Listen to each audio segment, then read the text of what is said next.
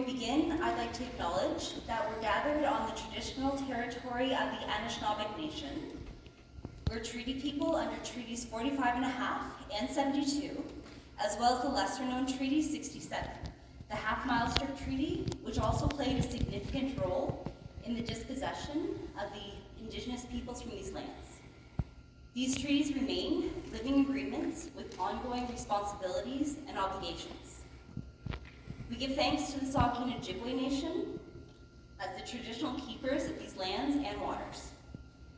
As we gather to witness the story of Hind Rajab and the ongoing suffering in Palestine, we recognize the connections between struggles against displacement, occupation, and settler colonialism across the world. From Turtle Island to Palestine, Indigenous peoples continue to resist the erasure of their histories, culture, and relationships to the land.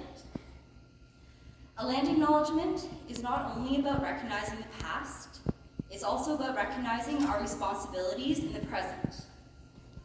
As we reflect tonight on the struggles against colonization, we encourage everyone to learn more about recently passed Bill 5 and Bill C5, and to speak out against legislation here at home that undermines Indigenous sovereignty and treaty rights, particularly in Treaty 9 territory, otherwise known as Northern Ontario's Ring of Fire.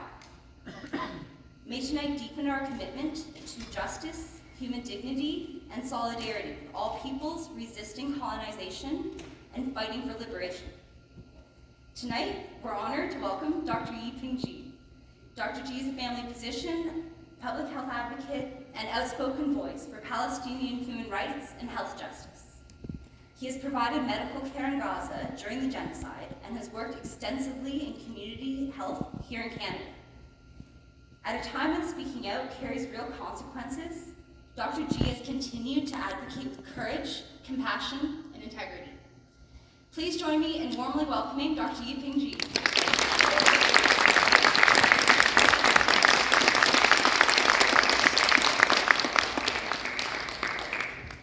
Thank you, Tamara. And thank you to all the organizers that made this event possible, and thank you for being here tonight. You could be anywhere on this rainy, gloomy evening, and you chose to be here to share some time and space with one another, and I think that's a beautiful thing, so thank you. I don't visit the place that is known here as Owen Sound very often. I drove down from Ottawa and seated Algonquin Chinabeg land earlier today with my mom, and she was telling me about the times that we would come up here when I was very little, and I think that's what a lot of people do. And I'm very grateful to be back here. I was telling Tamara earlier that I grew up in Waterloo, Ontario, and learning about the history of Indigenous peoples at Six Nations of the Grand River, which is a short drive away from Waterloo, about 45 minutes to 50 minutes. And being with Haudenosaunee First Nations community members, scholars, clinicians, researchers, and learning about the genocide of Indigenous peoples on this land really compelled me to think about how does settler colonialism affect people's health. And ultimately that question led me to the question of Palestine and understanding how settler colonialism affects the health of Palestinians in occupied Palestine. I have a few slides, photos to share with you, the latter half of which were all taken by myself, and the first half are things that I wanted to share with you to honor my own colleagues, my Palestinian healthcare worker colleagues, who continue to do what they can, taking care of their people, their community, during this ongoing genocide being committed by Israel. This photo is of a medical student, Mohammed Al-Habibi. I just wonder if you've come across this photo or heard of his name before. Yeah, I see some nods. He was working at Nasser Medical Complex, or Nasser Hospital, which is in southern Gaza, in western Khan Yunis. he was training to be a physician. He was in his final year of medical school. If you can imagine, during this assault on healthcare, on hospitals, on clinics, where Israel has directly targeted these institutions and healing, and he was there working as a medical student, trying to learn, trying to become a physician in his final year of medical school. It was August 25, last year, 2025, where Israel launched multiple airstrikes back-to-back on the top floor of Nasser Medical Complex, or Nasser Hospital. He happened to be working at the hospital that morning. Him, along with many other healthcare workers and journalists, were killed in these multiple back-to-back airstrikes.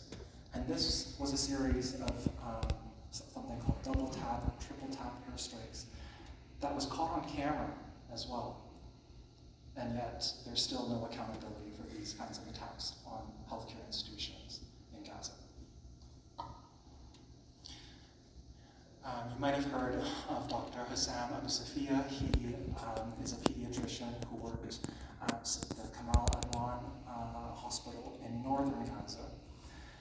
He worked there as the medical director, taking care of young children, neonates that required intensive life support in the intensive care unit. And over a year and a half ago, that hospital was ordered to be evacuated and was later besieged by the Israeli military, and he has been in Israeli captivity for over a year and a half for simply staying back and taking care of his patients, his people, his community. This is a graphic of many of the faces of the healthcare workers killed by Israel in repeated airstrikes and assaults. And sometimes these airstrikes have attacked healthcare workers when they return home to be with their families, and their entire families have been killed alongside them. This graphic, as you can see, is dated September 20th, 2024, so it's wholly out of date. The number of healthcare workers killed over these past few years is now over 1,700. But I wanted to share with you these graphics because they put faces to the numbers. Every individual is a universe.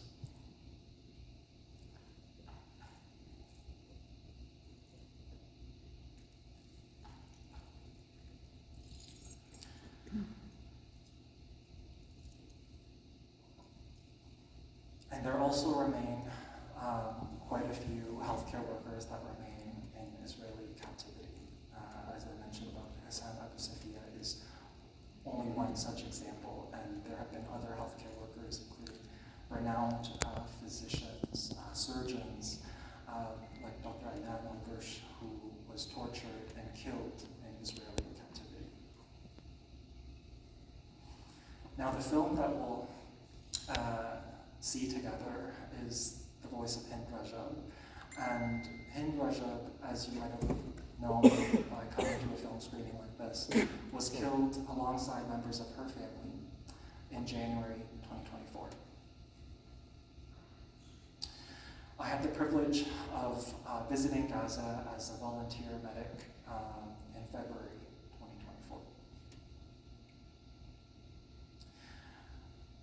Before I share more about my experience working in Gaza and the things that I saw and the photos that I took, I was supposed to work at Nasser Medical Complex, Nasser Hospital, the hospital that I mentioned earlier where Mohammed Al-Habibi, the medical student, was killed. I wasn't able to work there because between January to February 2024, the Israeli military was actively besieging and attacking that hospital for the first time during these past few years. And, we had briefings with the World Health Organization and the United Nations that worked to coordinate our entrance, and we were told just like the day or two before entering, the Israeli military seemed to be shooting live ammunition into the hospital, at Nasser Hospital, into the operating room theater. And the advice that we were given was just avoid the windows. Can you imagine working in a hospital, in a clinic, and you're told the guidance is to avoid the windows out of fear of being targeted and killed by the Israeli military? The Israeli military gave evacuation orders to Nasser Hospital on February 13th, 2024, and this is when I was there as well. And 2 days later, the Israeli soldiers raided the hospital, and the hospital ceased all functions in March 2024, and then later restarted a year later in 2025. But then it was repeatedly struck again, killing Mohammed al-Habibi and many other colleagues. And this is a repeated pattern across all the hospitals in the Gaza Strip. This is one of so many that have all these different stories, all these different healthcare workers, all these different patients that are affected. We were supposed to work at this hospital, and we ended up not because it was surrounded by Israeli tanks and even convoys being sent by the United Nations to try to understand what was happening at the hospital, to try to repair things like there was sewage leaking into the emergency department, and what they wanted to do was send an engineer to repair that, and even those convoys would be turned back by the Israeli military. And during my time, the hospital was besieged. So I instead worked at a clinic in central Rafah, really minutes away from Nasser Hospital. It was the Tal al-Sultan Medical Clinic, and I'll just read off my testimony.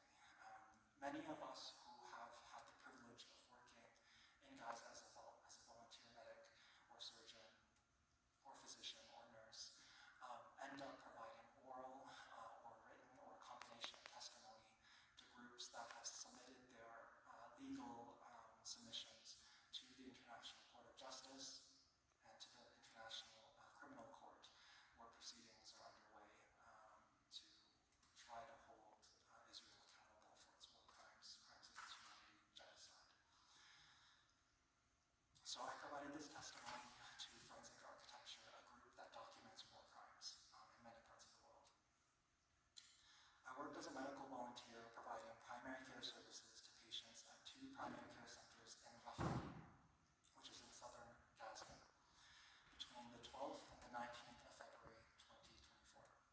Dar al-Fazila Medical Point, which is at a school that has now been used to shelter many internally displaced people, and the Tal al-Sultan. Many people who come to the Dar al-Fazila clinic live in makeshift tents surrounding the school, and many of these tents are made by materials insufficient to ward off the elements. As I came to realize, some of my patients had very damp clothing because of the rain that we saw some of the days in Gaza. During my stay, I saw numerous cases of malnourishment, acute infections, and injuries and burns from airstrikes. The reason for these conditions presenting in both such high patient loads and severity is the overlapping crises of food, clean water, and housing insecurity, none of which were available in the zones declared safe by the Israeli army that we visited. There are no safe places left in Gaza. This has been true for many weeks now. One of the acutely malnourished children I saw was the sickest child that I've ever seen in my entire medical career and training.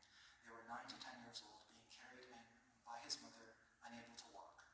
They were instructed by the World Health Organization to take upper arm circumference measurements to screen for severe malnutrition, but we did not even have this tape measurement in the clinic, and yet I did not need this tape for this child.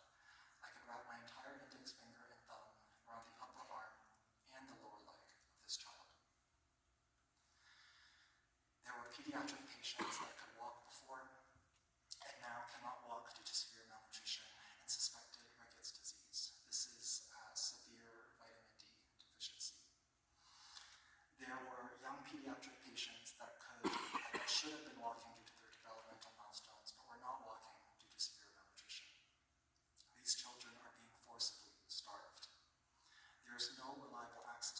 nutritious food, clean water, and decent shelter and housing. Without these conditions, I have no other conclusion than this being a genocide of the people in Gaza.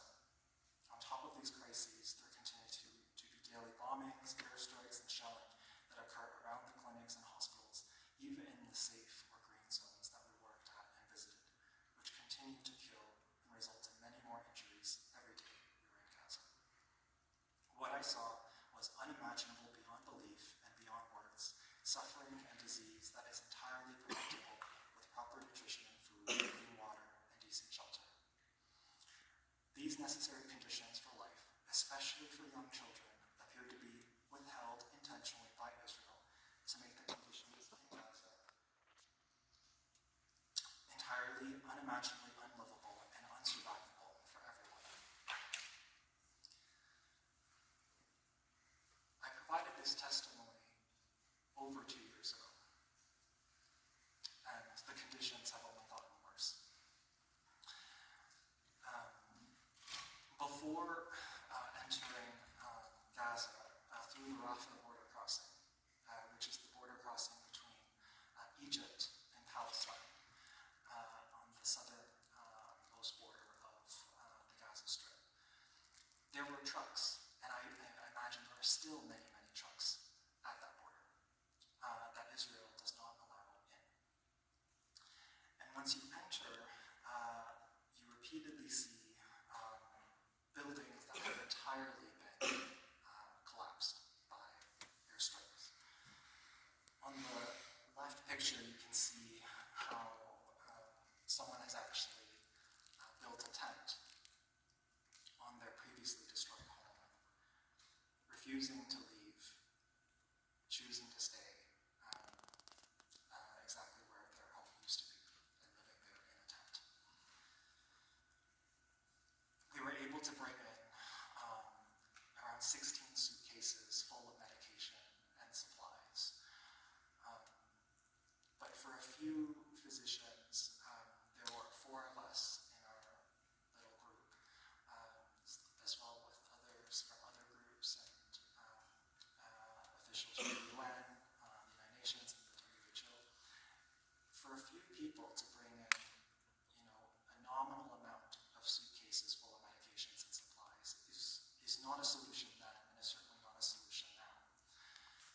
When I was in Rafah 2 years ago, the population in Rafah was around 1.4 million, is what we were told, because the majority of the population in the Gaza Strip, which a few years ago was around 2 million, or 2.1 million, and the majority of them were forced to evacuate south. So for a few international physicians, healthcare workers to come in with a few suitcases of medicine and supplies, I hope you can appreciate that that is not a solution for over 1 million patients and community members that require care. It is symbolic. It is theater. It is theater because it allowed Israel then, and still now, to say, oh look, we're letting in international healthcare workers to bring in supplies, to take care of patients. And even the act of bringing in medication and supplies is now not being allowed by Israel. Later that year, in May 2024, you may or may not recall the Israeli military incurred on Rafah and took the border that exists between Egypt and Palestine. That is the border in which I entered and exited. When they did this in May 2024, a few months after I had visited, this cut off the pathway for healthcare workers to do this kind of work. We were basically smuggling in medications for patients, including anesthetic medication, where many patients, including pregnant patients, were delivering their children without anesthetic medication, without pain control. Children were receiving amputations of their limbs without pain control, without anesthetics. So we brought in some, and we brought it to one of the hospitals in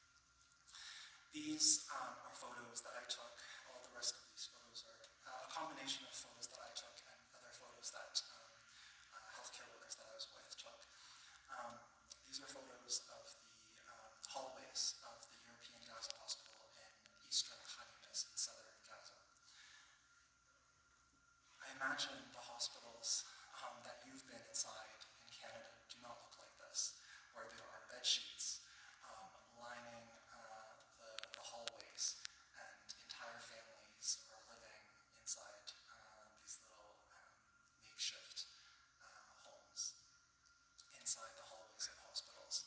Because there is a sense that where there is hospitals, where there's healthcare, there is life. And that this might be a safer place for one to evacuate your family to. But even hospitals have come under repeated attack, as I mentioned, in Gaza by the Israeli military. And I was thinking about some of the photos that healthcare workers that I worked with took and shared, and part of that experience, I think, is the Palestinian healthcare workers that I worked with. They were so gracious in receiving us as guests, but very much so they wanted their stories to echo and to travel outside of Gaza. And so, although I did not, and still do not really speak Arabic, the language that is spoken by most people in Gaza,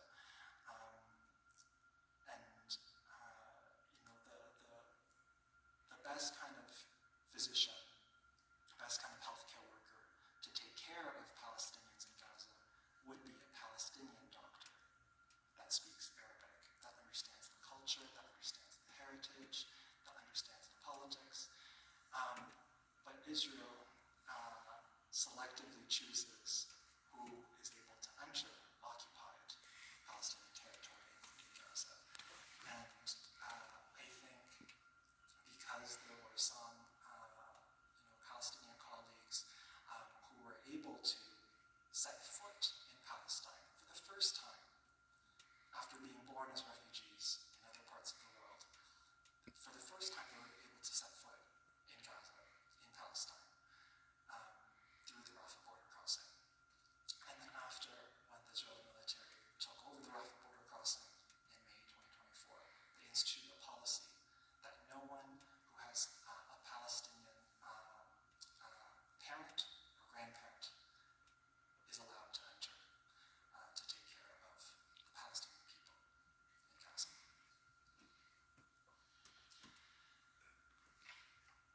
And so I look back on these photos and I'm like, we never do this. We never do, we never take pictures of our patients, of the family members of patients when we work in clinics and hospitals here in Canada. It's a privacy violation.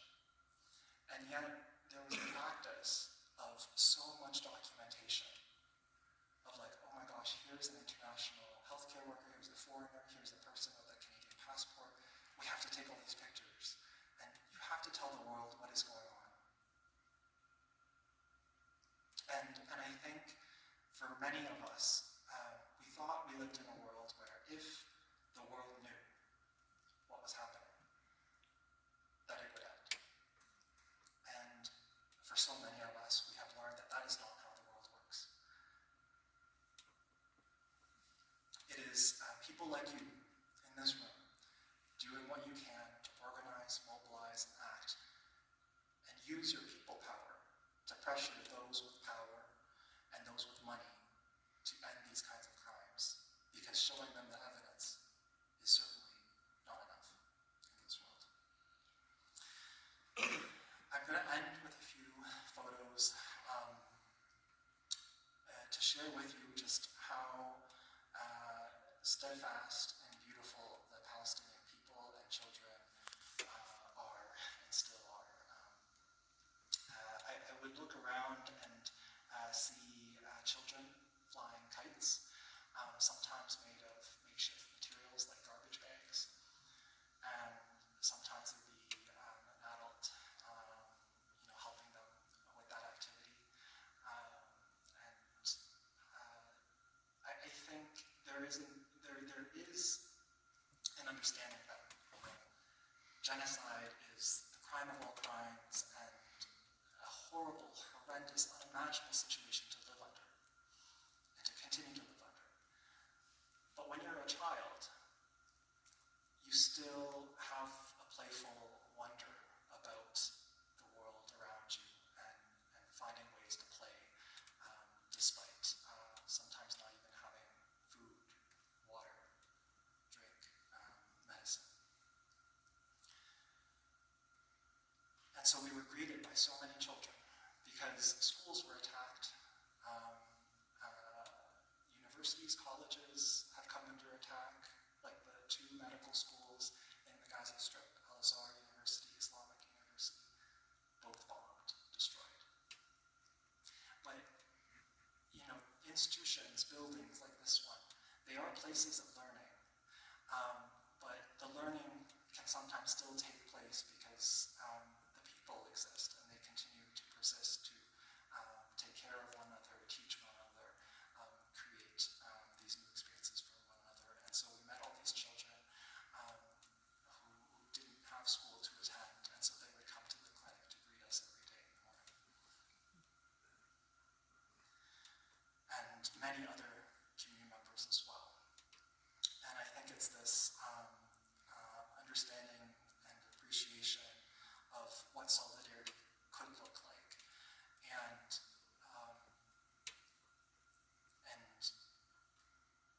I think a lot about some of my colleagues who went and haven't even come back. One of the colleagues I was trying to enter with in May 2024, I was trying to go back for the second time, and the colleague that I was with was able to enter. Her name is Maureen.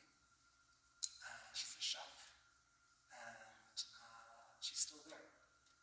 So she went in May 2024, and she's still there. I do think it's different because she is Palestinian. She speaks the language, she speaks Arabic. And I think she didn't tell me at the time, but she had made plans, for her dog to be cared for by a close friend, and had put everything that she owned into like a storage container or sold it. And so I had the foresight at the time. And but I think this like the different ways in which solidarity can look like is really, really important, so that people that live under occupation, people that live under ongoing colonial violence, know that there are other humans that see them as equals, that care about them as equal human beings. And I think that is part of the reason why we're greeted with such kindness and beauty and grace and patience, because we are such privileged ones to be able to enter with our Canadian passports or other powerful Western passports and exit, right? And my own Palestinian colleagues, friends, comrades who were born in exile as refugees haven't had their right to return to their traditional homelands in Palestine this way, which is a right for all refugees around the world.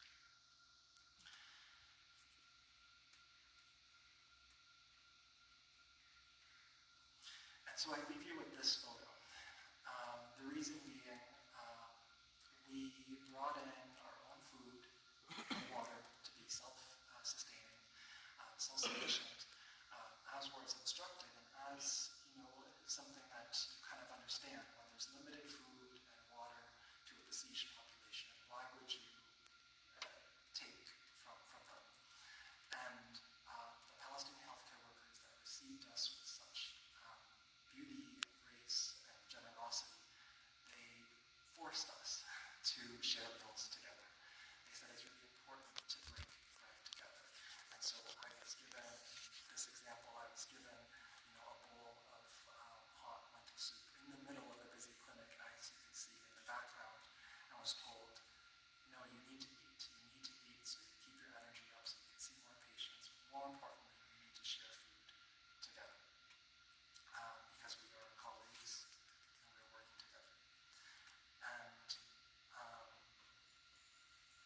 this was later on during my stay, and I remember the first day that we arrived, we were greeted with food and drink.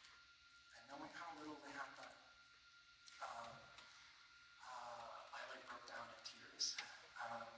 But then realized that's not an appropriate thing to do, right? Like the things that they've experienced, and they have to hold me in my discomfort of my privilege, really. And from that moment on, I held my tears back to try to do what I can in that short period of time that I was there for. And it's really important to know, like, when this was happening and they were sharing food with us, we knew, like, of starvation all around us. And we knew of community members, patients in the north of Gaza, finding ways to eat by making bread out of animal feed and eating grass as a way to settle their hunger. And here we were sharing food, and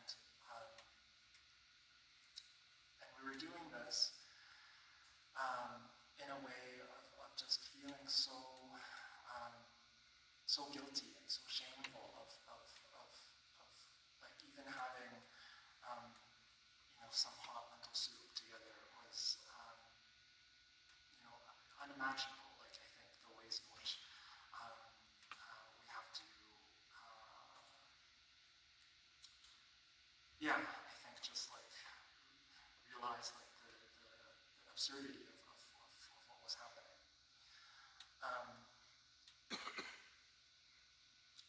I don't know where I was going with that, but I think I just want to like, I think it's just the generosity of the healthcare workers that we met. Like, they saw us as their guests and guests on their land. And they said, well, actually, we want to do more for you. They wanted us to see the sea, which is one of the favorite things that they love about Gaza. We weren't able to go there because apparently our lives are worth more than theirs, so we're not allowed to leave hospital premises. They wanted to show us their besieged homes, or previous homes, or parts of their homes that still existed, to show us the parts that they love. And yes, one of the things I remember now is they really wanted us to eat a properly cooked meal by them. And they felt guilty that they couldn't do this for us because we were guests on their land. And I hope this just really emphasizes how generous, how beautiful, and how graceful these healthcare workers are. And to see the ways in which Western legacy media paints them in a certain light, sometimes as a whole, Palestinians, is incredibly disheartening and infuriating to know that some of the most best people I've met are being cast in a light that manufactures consent for their annihilation, their genocide. I will leave it there because we have a film to watch, but I'm very grateful that you are here to bear witness. And you probably know this, bearing witness is not enough. Speaking up is not enough. We need to mobilize, we need to act, we need to find one another and build the people power necessary to end the forms of complicity that our own Canadian government continues to send weapons to the United States, which get transferred to Israel to still continue the ongoing genocide in Gaza. Thank you.